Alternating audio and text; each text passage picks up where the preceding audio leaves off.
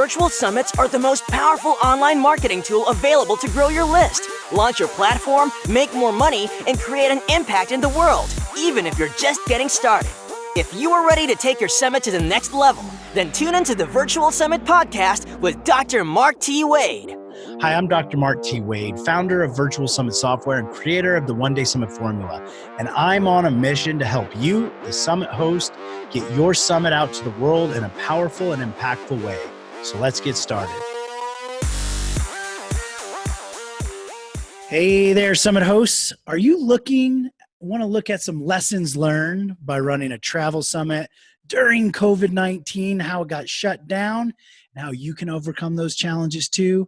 Also, you can learn a lot about your potential customers by interviewing established experts in your field through a summit, especially if you're a newbie. Now, if you're just getting started but have big dreams, then this episode's for you. Hey there, Summit host. I'm Dr. Mark T. Wade, founder of Virtual Summit Software, CEO of Viral Summits, and your host here on Virtual Summit Podcast. Now, this episode, we are in store for a epic little lesson. So grab your pen, grab your paper, because we got legendary Jerry Winans with us, who is the owner of Affordable Tailored Travel. Jerry, thank you so much for being here with us today. You're welcome. Now, we're going to have some fun. We're going to jump into lessons learned and some insights from a very unique situation and summit. But before we do that, Jerry, I'd love for you to tell our listeners just a little bit more about yourself. Okay. Well, I'm a retired Air Force officer. That was a different part of my career.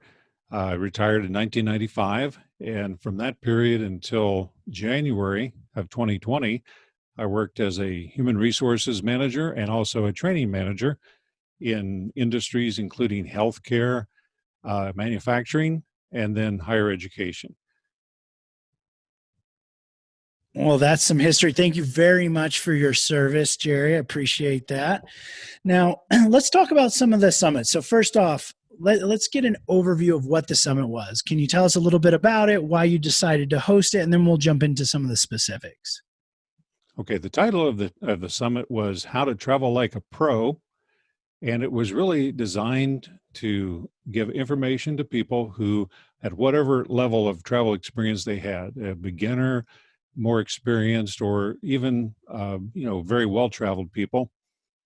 I was able to interview 26 travel experts, and these were a good cross-section from, for example, 4 categories: videographers, people like YouTube, making YouTube videos, people who do podcasts, people who write articles, and then also people who are more experienced and they just have blogs. So there was a real cross section of different methods of talking about travel. We also had travelers, the experts were from the US, Canada, Mexico, and overseas. I had one in Europe, one in the UK. So we had a really good cross section of people who were well-traveled around the world. I love this blend of videos, bloggers, and then the other aspects as well. When how did that actually end up? Because this is, to me, sounds like a perfect combination. Also, it sounds like a perfect way to reach your target avatar, your target audience. So how did that end up with that mixture? What was the feedback, both from some of the speakers as well as the audience? Well, there were 2 ways I researched my expert speakers. There are several websites that list people who do blogs and some on videographers, but they basically rank them by the audience size that they have. Also, what's their expert rating? So I found several of those sites, and I went through and made a list of my ideal speakers. Some of them I didn't get. I didn't get Rick Steves. I asked, but he was tied up. But there were others that also had a really good following, a pretty good email list. And then the second way I did it was I went out to some Facebook groups for travelers, and I mentioned the Rick Steves. I went to the Rick Steves travel group for Europe, and I asked in each of those forums, who do you listen to? Who are your favorite bloggers? Who are your favorite people on YouTube? How about people who you just follow in general, through their travel advice? And that's one of the ways I got a really good mix, because different people like their information. Some want to read it, some want to see videos only, others are interested in podcasts. So and it was just interesting because I was really asking the target audience, who do they listen to? Virtual Summit's software makes hosting a summit easier than ever. The only software in the world designed specifically for hosting a summit lets you set up a summit in a matter of hours with no tech skill or team needed. You can try out the Virtual Summit's software free at virtualsummits.com. But hurry, this is a limited offer. That is a ninja little trick right there, Jerry. So I hope everybody wrote that down. Why not ask your target audience who some of their favorite people are? And then that's another way to actually find out other speakers that could be on your summit. And even a step above that is it's foreshadowing. You could have them tag their favorite people in the post, in the comment, which starts to gain attention to your summit. So I love this insights here. Now, let's go back to the moment when you actually decided to do this, because you said you were in a career in January, and then you were going to be launching this summit a few months after that. Kind of take us through that situation and what happened. Okay, well, my intention when I started this summit was to transition from my former life as a human resources manager into being a travel advisor. And to be frank, I really hadn't figured out exactly what I wanted to do in the travel world. I thought, well, maybe I want to be a blogger. Maybe I want to be a podcaster. But it became more and more obvious as I interviewed the experts that really what I wanted to do was to be a travel advisor, they used to call them travel agents. But there's so much more now. They don't just book tickets. They really are a counselor, if you will. And one of my backgrounds is a psychology counselor. I have a master's in counseling psychology, and I've always liked helping people. So as I thought more and more about the travel world, I thought, well, it's an ideal situation. I want to go take things off my bucket list. And there are other people out there who are travelers who are working on their bucket list. So why don't we join forces? And my clients, I can help them find their ideal destinations. And for that matter, I want to form some groups too, where I go to some places that are on my bucket list. So that's what the summit for me was about, was kind of a pivot. Go from the human resources world. I'd worked at a university and I'd been there about 10 years. And I was ready for a really big change. And I kept thinking, I want to travel. So the summit for me was information gathering, because I learned a lot about the world of travel from these experts.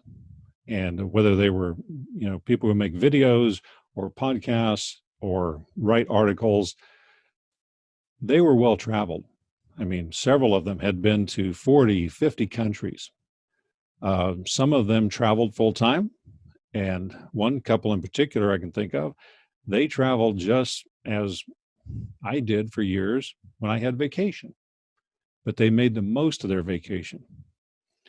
So it really was teaching me a lot about what are the ins and outs of traveling, either on your own or working with someone, and how can I help people in the future find their ideal destinations. I love this. This is so good. Many of our listeners right now are probably in similar situations where they're still working at a job that they're looking to either transition out of, or they got this big idea that they really want to bring to the world.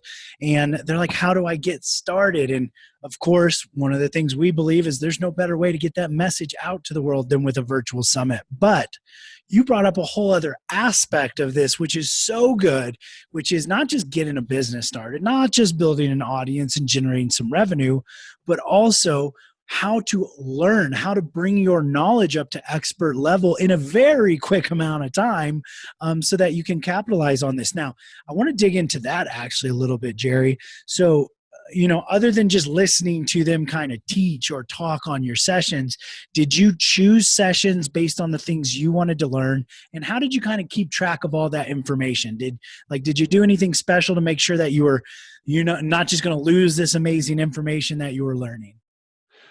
Well, I'm a big believer in letting people kind of define their own niche. So each of the people I interviewed came with one or more areas that they already were focused on. Like, for example, one of the persons I mentioned is an expert on Mexico. Another was a couple who do travels all across Canada. So some of the experts really just lent themselves to that particular niche. One woman I interviewed has a really well viewed podcast series on YouTube, and it's all about cruises. So I kind of let each of the presenters more or less define their own topic. I did send each of the presenters a list of about 10 questions. And of the 10, I would say there were probably 3 that I asked every presenter. One question was, what are some lessons you've learned the hard way as a traveler? Don't do this. And so they could share some funny story about something they did when they were a newbie, or maybe even just last week. Second one I always ask was, everyone travels with their phone. So what's something that you put on your phone as an app that you'd really recommend to other people? And then the third thing was, whenever you pack, what's 1 or 2 things you wouldn't leave home without? And I got some very interesting, answers. Then the other questions I pulled from their website. And for those of you who were able to see this on the video version, I have 2 monitors behind me. Those were always up when I did the interview. On one monitor, I put the person's website, so people who are watching the interview could see what the website looked like. When they go to look for it, they'll say, oh yeah, that's the same one that was on Jerry's interview. And on the other side, I would put any kind of an offer they were making. If it was an ebook or something else they were offering, I'd put that on the other side. But what I did when I went to their website, when I was doing my research, I always tried to pick out some very specialized questions that looked like, oh, wow, I bet they've gotten a lot of hits on this article. I'll ask them about that. Or I would find something in there. Okay, here's an example. One woman did a podcast series called Experiences You Should Have. And it was all about, really cool things like diving into a shark tank. You're protected from the sharks, but they're right there, like a foot away.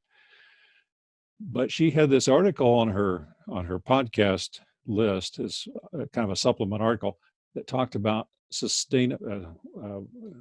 adventures for people who are handicapped. And so I thought, wow, that's a really interesting aspect of travel.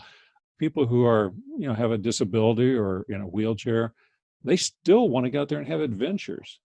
And so she had a whole series of, here are some adventures you should have if you're, in the handicapped or disabled world.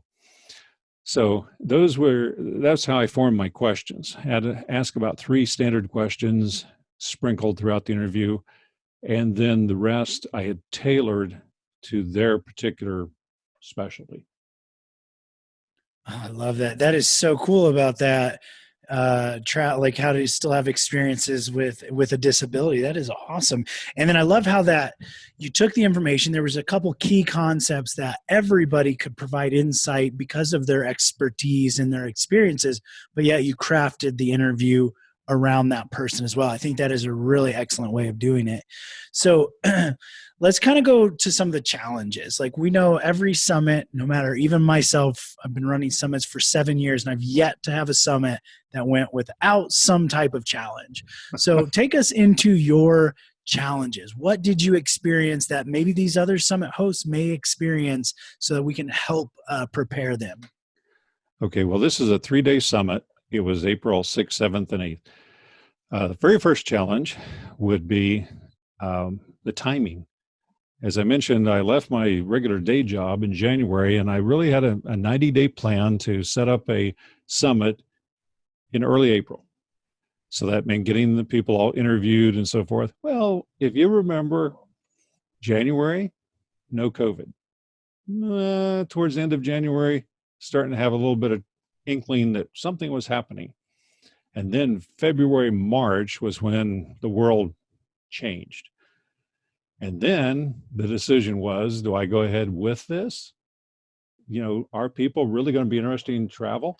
One of my presenters emailed me privately. He didn't make a big public issue out of it, but he said, are we being kind of tone deaf if we put this thing on? I asked him, I gave him the chance. I said, if you want to withdraw, that's fine. I understand. He went ahead and he let me interview him, and we posted his interview. But we had to be sensitive. So I did add a few comments as the intro, kind of redid some of the intros and said, now, understanding we're in the COVID virus, this is going to be information you have to take with a bit of a grain of salt for when we're ready to travel again. So that was the first challenge. Second challenge was when we actually went live. And obviously, these were all interviews that were recorded, but they were going to go live, if you will, the morning of the 6th of April. And everything went fine up until noon. And then Vimeo crashed. It wasn't just my part of it. It was the whole system went down. And it was down for about 2 hours. So I had people and some were paid because we did have a package where you could buy it and watch the videos at any time later instead of just the day of the summit. And some of those contacted me, as well as just some of the ones with the free ticket. They, my inbox blew up with all these messages that said, where's the next podcast? Where's the next video? So I emailed everybody and said, Vimeo's down. Please be patient. Don't bail out. And anyway, so it's a little disturbing to have your videos just disappear. So lesson learned for the future, I probably would have loaded them both on YouTube as well as Vimeo. But again, lesson learned. Be sure to check out the speaker management tool inside your virtual summit software, which lets you quickly and easily recruit and manage your speakers on your virtual summit, literally eliminating hundreds of hours of work. Get more information at virtualsummits.com. That is a really good little lesson right there. Usually when I do our virtual events, like live streamed conferences or live stream workshops, or if I'm ever helping anybody with those, I always say redundancy, redundancy, redundancy. Have double everything. 2 computers, 2 mics, 2 backups of everything. And in this case, like you just said, best to have 2 websites, 2, like all of those aspects. And we'll jump into the website aspect of it in a minute. But one of the things I want to point out here, which I think is really great and even an opportunity, one, the fortitude to move forward with a travel summit in the midst of COVID. I think that says a lot. A defining character is probably some of that military in you that said, you know what, we will march forward here. We'll make this happen.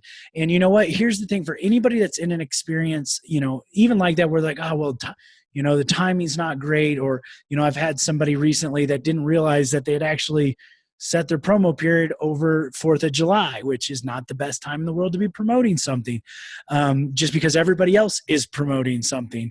So the good news is it's never the end. You always have the option to relaunch. You can always do a relaunch. And sometimes we've seen relaunches do just as well as the initial launch on some summits. So don't get too upset with yourself if you're ever in one of those scenarios. The other aspect here for you, Jerry, I think great opportunity is you now have this resource, which is still valuable. It's still sellable, even in the future once travel gets back to normal.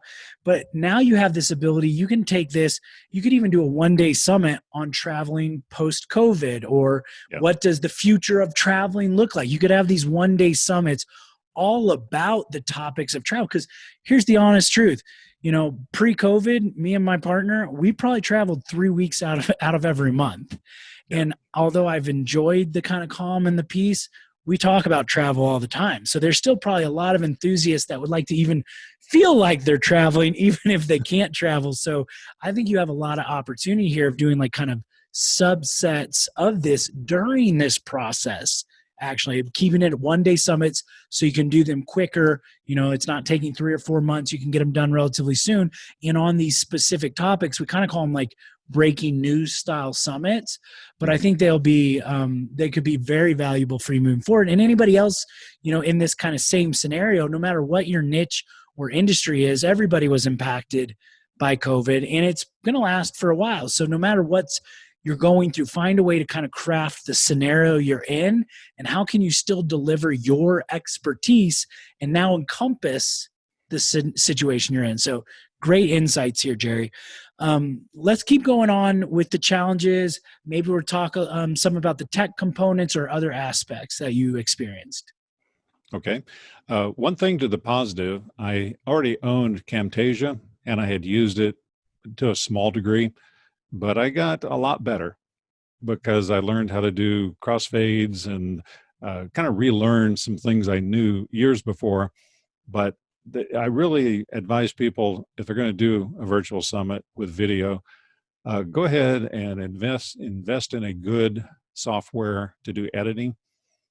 Because even though most of the interviews I did were pretty much one take, there were a couple of times a person, I can remember one woman from Australia, her cat jumped right up onto her laptop right in the middle of the interview.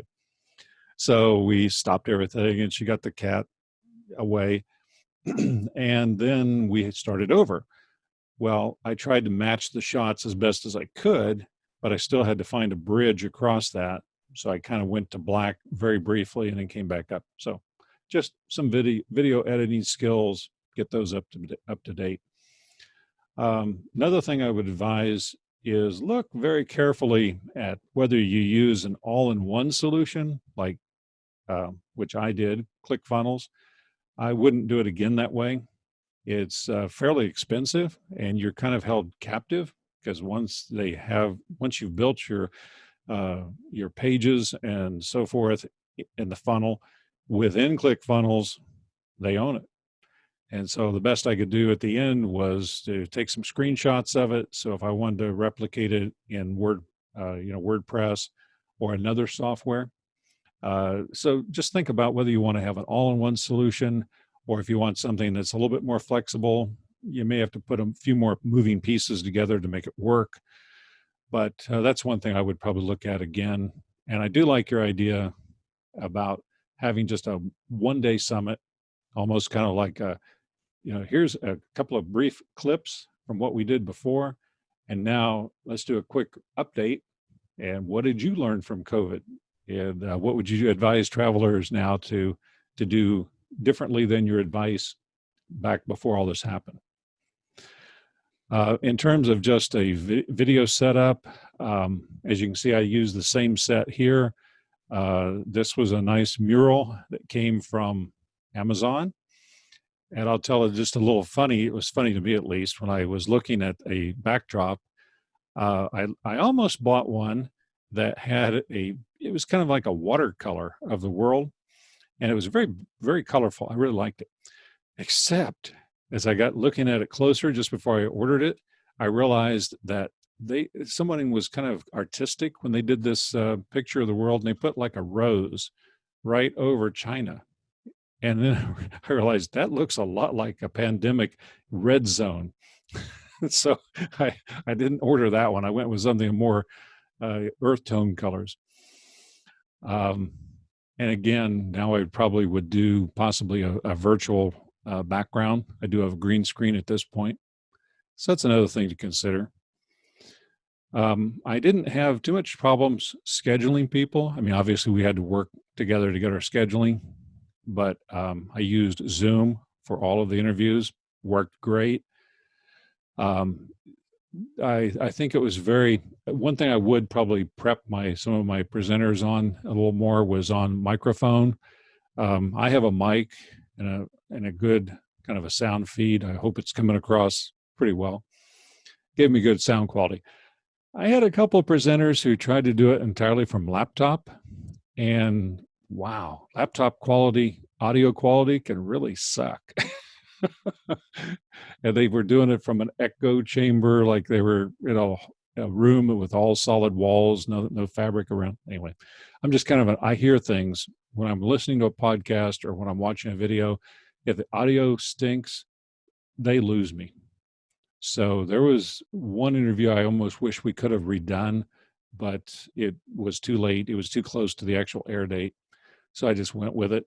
But what I would probably do is prep them a little bit more. I didn't want to insult people and say, you need to do this, you need to do this.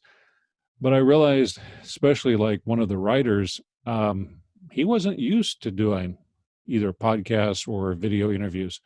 So it would probably have been just helpful for him to get a little coaching to know how to set up his side of the picture. With the Ever Summit feature inside the Virtual Summit software, you can rerun your summit as if it were live, ongoing forever with one click of a button.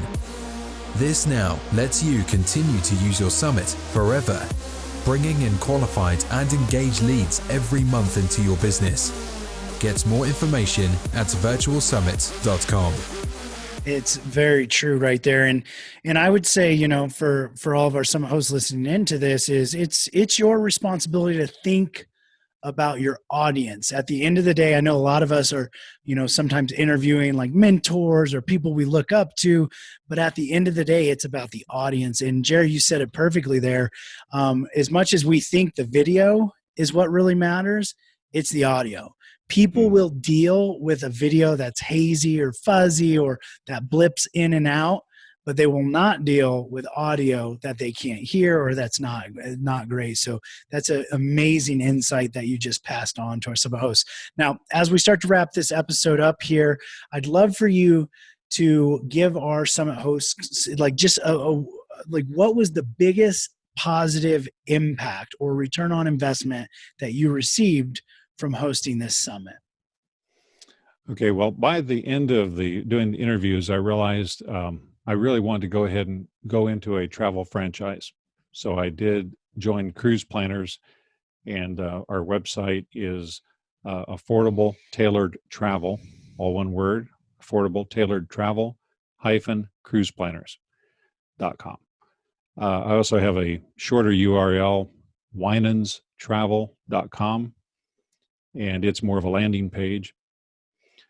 But what I really used this for was kind of a transition, a pivot over into the travel business.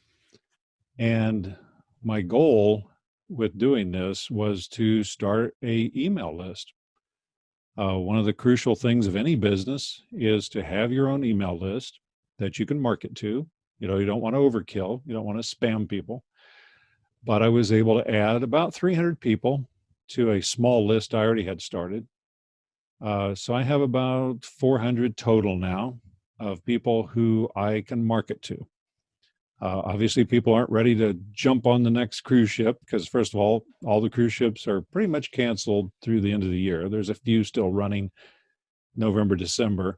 But for the most part, people are doing domestic U.S. travel. Through the agency I'm working through, we have relationships with all the major travel vendors. And not just cruises. I mean, it's land packages, it's railroads, it's sandal resorts, it's everything travel. So at least now I can start informing people, hey, if you're going stir crazy, like you mentioned, I kind of want to get out there. I'm having cabin fever. Here are some options. I've been posting a lot more on Facebook, trying to find where my niche is there. And the one I've gotten the most traction from is I found a free use photo, and it was kind of like an amusement park. It said Sillyville at the top of it. It was kind of like an entrance to this park, Sillyville. And so I combined that with Canva, by the way, is a very good way to create your own graphics. So I used Canva to put that at the top of the picture, and at the bottom was like a square of 4 different travel options. And then the caption was, "Are you tired of living in Sillyville? Do you want to escape? Here are some options. Contact me. We can find you a place to go from Sillyville, something like that.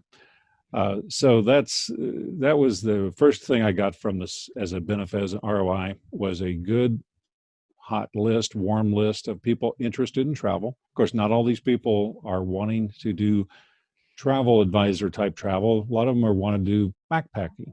That's fine. Someday they may want to do other kind of travel. So that was the first ROI. Second was just kind of the intellectual capital, getting more information about the travel world. So if anyone's out there wanting to do a summit and it's going to be sort of a transition for them, perfect way to contact experts who are, and have a legitimate reason to, as they say, pick their brain, ask their advice, but in the guise, in the form of a summit. And other people can benefit from it too. So good. That is such good return on investments there. All right, Jerry, this has been absolutely phenomenal. Before we go, though, everybody's going, Mark, how can I get more Jerry in my life? Where's he hanging out at? So why don't you quickly let everyone know the best way to reach out to you and where you're hanging out at? Okay. If you want to email me, it's very easy. It's jerry.winans, WINANS, at Cruise Planners, all one word, cruiseplanners.com. The website, the short version is Winans Travel, all one word, Winans, WINANS, travel.com. And that's the landing page I have up behind me. And then the other website that's more complete, is a longer URL, I'll probably eventually shorten that, is the one over here, which has all of the travel deals. And it's affordable, tailored travel, all one word, affordable, tailored travel -cruiseplanners.com. And then Excellent. you can search that to your heart's content, and it's a very very user-friendly website. And there's lots of good deals out there right now. Seriously, 2021 and 2022 is just going to explode with travel. Absolutely. And we'll have all these links over in the show notes so you can check those out there as well. Jerry, this has been incredible. Thank you so much for sharing your time, energy, and wisdom with us today. Well, thanks for having me as a guest. And thank you, all you Summit hosts, for hanging out with Jerry and I. I'm Dr. Mark T. Wade, your host here on the Virtual Summit Podcast. Remember, your message matters. And one of the most powerful ways to get that message out to the world is with a virtual summit. Now, don't forget to check out all the show notes over at podcast.virtualsummits.com/173. And I'll see you on the next episode. Thanks for listening. Now, don't forget to subscribe and leave a 5-star review on the Virtual Summit Podcast. Head over to the show notes to check out all the links and resources from this episode, and be sure to grab your free trial of the Virtual Summit software. Now, I want to end this episode by saying to all the Summit hosts listening right now, I believe in you, and you can do this. Summits are by far one of the most powerful ways to quickly grow your list, launch your platform, make more money, and most importantly, make an impact in the world, even if you're just getting started. So don't get caught up in analysis paralysis, because the world needs to hear your message, and there are people who are waiting for you to help them. So just get started, because imperfect action is always better than no action. Thank you, and see you on the next episode.